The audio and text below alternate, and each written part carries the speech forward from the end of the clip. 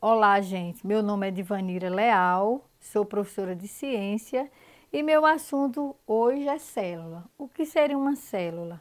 Célula é a unidade básica dos seres vivos, né? São pequenas estruturas vivas. E uma célula, qual a origem da palavra célula? A célula ela foi usada pela primeira vez em 1665 por Robert Hooke, ele em inglês, né? Então, com o uso de um microscópio muito simples, que ele mesmo construiu, ele observou pedaços de cortiça, um tecido vegetal, um pedaço do tronco da árvore. E aí ele percebeu que a cortiça era formada por inúmeros compartimentos vazios.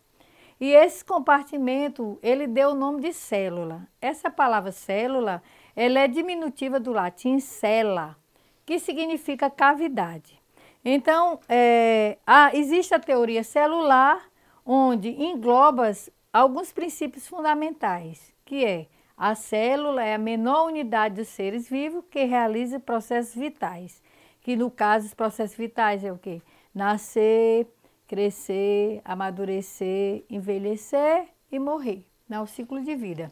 Então, a célula ela é a unidade morfológica e fisiológica do ser vivo, né? A forma e a parte fisiológica ela é exclusiva dos seres vivos. A célula é a unidade genética do ser vivo, isto é, cada célula resulta da divisão de outras pré-existentes, né? Que existe a divisão celular, que é chamada de meiose, e mitose, que eu acredito que vocês irão ver em outras aulas. Quanto ao número de células, seres vivos eles podem ser unicelulares e pluricelulares. Mas o que é unicelulares? Unicelular são os seres vivos que possuem uma única célula. Por exemplo, nós temos as bactérias, cianobactérias, algas unicelulares, alguns fungos e protistas ou protozoários. Nós temos também os pluricelulares, quanto ao número de células, pluricelulares ou multicelulares. O nome já diz, são muitas células. Então, são seres vivos de duas ou mais células. Exemplo, a gente tem os animais, vegetais, fungos, protozoários e as águas pluricelulares. Tem a organização celular. Toda célula tem sua organização. É de acordo com a organização básica, que ela pode ser procariontes ou eucarióticas. Então, as células procariontes ou procarióticas, elas são constituídas muito simples, são primitivas, tem um núcleo disperso, diluído no citoplasma. Por exemplo, as bactérias, que são os únicos, que são procariontes. E as eucariontes são mais complexas, de maiores dimensões, com núcleo bem definido, delimitado, organizado. Por exemplo, animais, plantas, fungos, protistas, não são seres com esse tipo de células protistas, né? Mas os fungos, animais e as plantas. Nós temos aí uma estrutura básica de uma célula procariontes, né? Nós temos o citoplasma, o núcleo, né? E os ribossomos, que esse ribossomo ele tem uma organela que tem uma função dentro da célula. Ele sintetiza a proteína. Temos a membrana plasmática que protege, a parede celular e a cápsula. Tem os flagelos que dão movimento à célula e aqui ao lado a gente tem ela visualizada através do microscópio.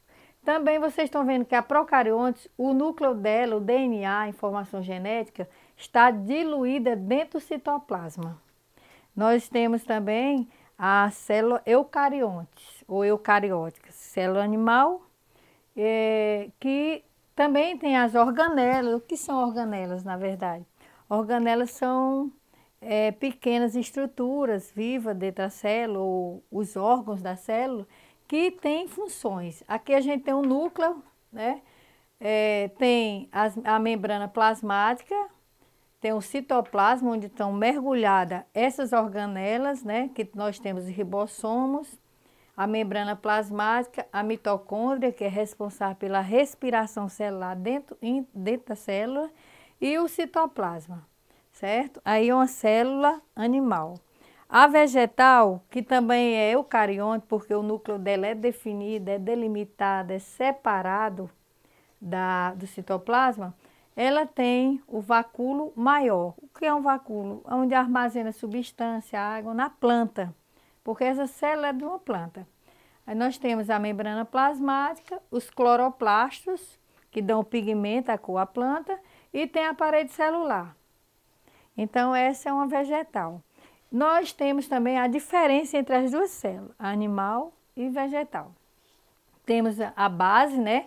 Que toda célula tem que ter o citoplasma, o núcleo e a membrana plasmática, né? O núcleo é onde fica o gene, o DNA, o armazenamento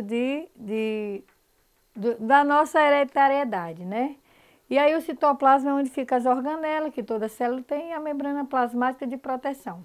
O que é que nós não temos na animal e temos na vegetal? A parede celular, que é a celulose, e os cloroplastos que dão pigmento, a cor à planta. Nós não temos essa. Existe na célula organelas, que como eu falei, são os órgãos da célula. Tem o lisossomos, que serve de defesa, que tem a função de nutrição, digestão. Tem os centríolos, que é na divisão celular. Tem a mitocôndria, que realiza a respiração celular. Ribossomos, ele sintetiza as proteínas. Retículo endoplasmático transporta a substância, né? E o complexo de Golgi, que processa as proteínas. Aí nós temos a imagem de diferentes tipos de células que existem no nosso corpo. Nós temos mais de 100 tipos diferentes. Quando a gente observa uma célula dessa, a gente vê diversos organismos. E a gente pode verificar que essas características são bem diferentes, né? E tem função diferente. Então aqui nós temos os glóbulos vermelhos, que é a célula do sangue, as epiteliais, que é da nossa pele. Veja que todas elas têm um núcleo delimitado, que é chamado de eucariontes. Temos aqui o óvulo, né, que é o do gameta feminino, que é do sistema reprodutor feminino. Temos a célula do músculo, né, as musculares, que também esses pontinhos são os núcleos definidos. Temos a célula óssea, que o núcleo a gente vê bem presente. Temos o neurônio, que é do sistema nervoso, e que a gente vê o núcleo bem definido. E a gente não vê o do espermatozoide, que é do gameta masculino, mas ele existe o núcleo definido. Então, gente, esses são os tipos de célula existentes no nosso corpo.